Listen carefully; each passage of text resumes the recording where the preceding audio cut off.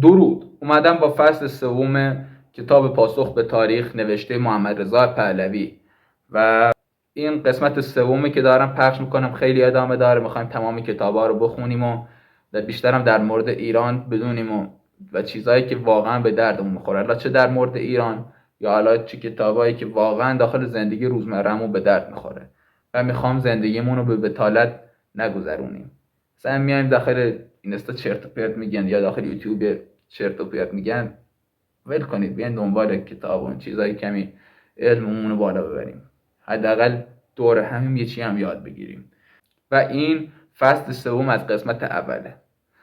حمایت یادتون نره و بدون معطلی بزن بریم.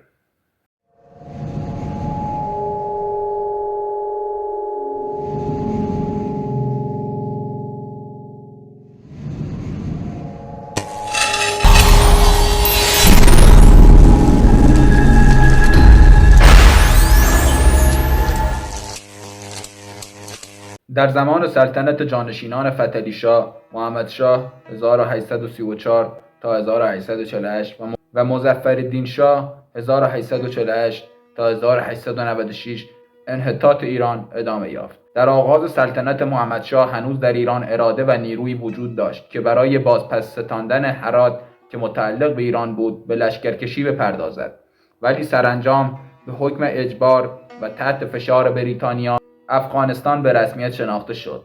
به گفته یک مقام انگلیسی، دولت اعلیحضرت پادشاه بریتانیا اشغال هرات را به عنوان یک عمل خصمانه نسبت به خود تلقی کرد، نه به خاطر آنکه ما ایرانی‌ها خطری برای هندوستان داشتیم، بلکه به آن علت که روس‌ها در هرات دفاتر تجاری افتتاح کرده بودند. در سال 1857 که قرارداد پاریس منعقد شد، تا سال 1921 هیچ یک از دولت‌های ایران نتوانست تصمیمی بگیرد، سربازی جابجا کند، قانونی بگذارد، مگر آنکه توافق یکی از سفارتین روس و یا انگلیس را جلب کرده باشد و یا توافق هر دو آنها را. سیاست کشور ما، اگر بتوان اصطلاح سیاست را در این مورد به کار برد، در سفارتخانه‌های روسیه و بریتانیا تدوین می‌شد و این دو دولت با ایران رفتاری بس تحقیرآمیز داشتند. به دولت ایران دستور می‌دادند، ایران را تهدید می‌کردند و گهگاه برای ارعاب ایران چند صد تن سرباز در سواحل خلیج فارس پیاده می‌کردند و تنها بعضی از ایلات شجاع چاکوتاهی و تنگستانی بودند که به ابتکار خود در مقابل آنان مقاومتی نشان می‌دادند. در این عهد بود که دو دانشمند فرانسوی، یک تن زمینشناس به نام کد، یک تن باستانشناس موسوم به نام ژاک، نخستین منابع نفت را در ایران کشف کردند که ایرانیان خود در عهد هخامنشی از وجود آنها اطلاع داشتند و از آن استفاده می‌کردند. از 28/1901 که قرارداد اعطای امتیاز نفت با ویلیام انگلیسی امضا شد و به خصوص پس از 26 مه 1908 که نخستین چاه نفت در منطقه مسجد سلیمان فوران کرد، ایران که تا آن زمان فقط راه هند بود، به صورت راهی مغروش از طلا و منبع عظیم ثروت برای امپراتوری بریتانیا درآمد. در 31 اوت 1907 نیکلس قرارداد تقسیم ایران را میان بریتانیای کبیر و روسیه امضا کردند. من از روی کنجکاوی دایره‌المعارف بریتانیا را ورق زدم و در فصل مربوط به تاریخ ایران تفسیر آقای لارنس را درباره این تقسیم خواندم. نباید تصور کرد که آنچه نوشته شده جنبه فکاهی دارد. جنبه فکاهی دارد. او می نویسد در این قرارداد دو قدرت امضا کننده پس از اعلام احترام خود به استقلال و تمامیت ایران چنین توافق کردند که هر یک از کوشش و اقدام برای کسب امتیازات در منطقه مجاور با سرحدات طرف دیگر با ایران اجتناب خواهند کرد. امضای این قرارداد ایران را سخت دچار نگرانی و حیرت کرد. به نظر آنان بریتانیای کبیر که تا آن موقع از مشروطه خواهان حمایت می‌کرد، اکنون راه خیانت پیش گرفته بود. ایرانی‌ها متوجه نشدند که علت امضای این قرارداد میان بریتانیای کبیر و روسیه بیم مشترک هر دوی آنها از قدرت روزافزون آلمان بود. اعلامیه مشترک دو قدرت دایر بر این که هدف آنها جلوگیری از مداخلات دیگری است، و نه تشویق آن نگرانی ایرانیان را فرو نشاند.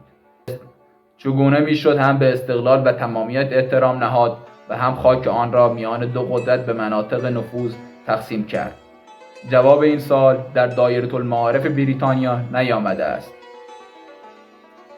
پس از انقلاب 1905 در روسیه، نهضت سیاسی و مذهبی موسوم به انقلاب مشروطیت در ایران وقوع یافت که گرچه از حمایت بریتانیا برخوردار بود، اما جنبه ملی و مردمی داشت.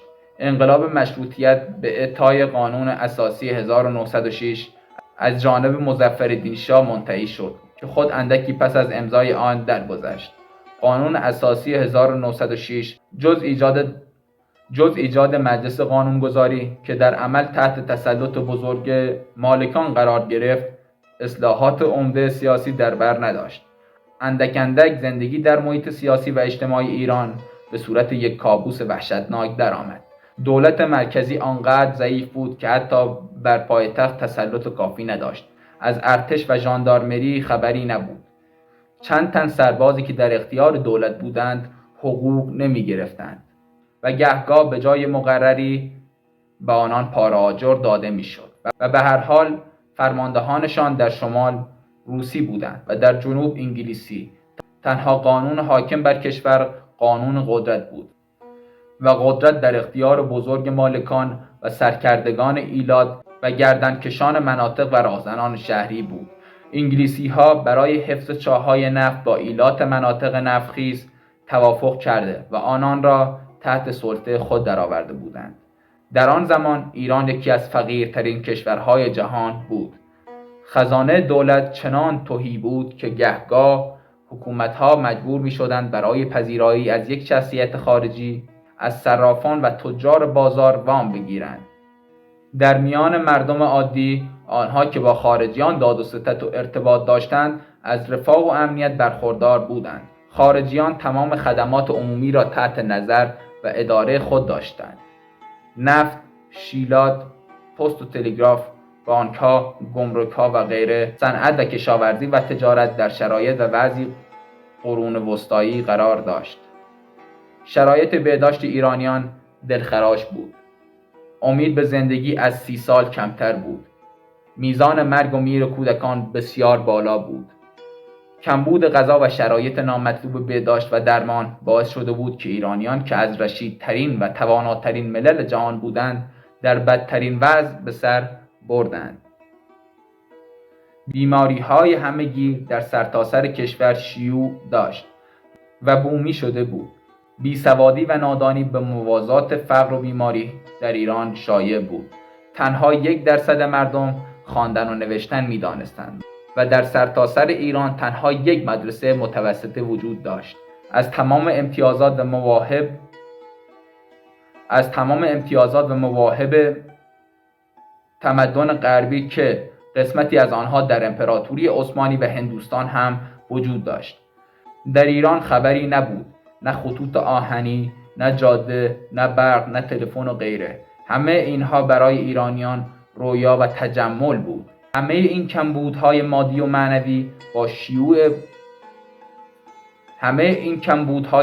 معنوی با شیوع فساد و دروغگویی و تباهی و اعتیاد و خرافات همراه بود.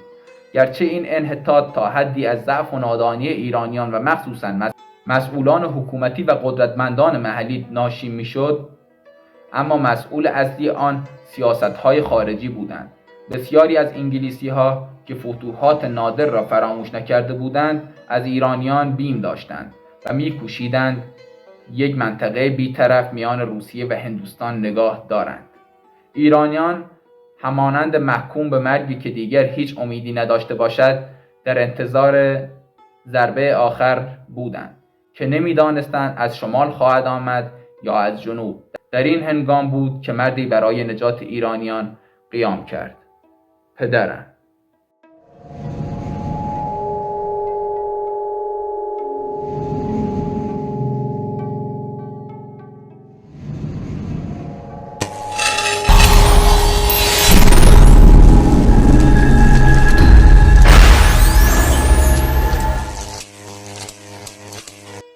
خب بچه‌ها، این بود از قسمت اول فصل خب بچه ها، این بود از فصل سوم قسمت اول این کتاب و اینو بدونید که تاریخ تکرار میشه.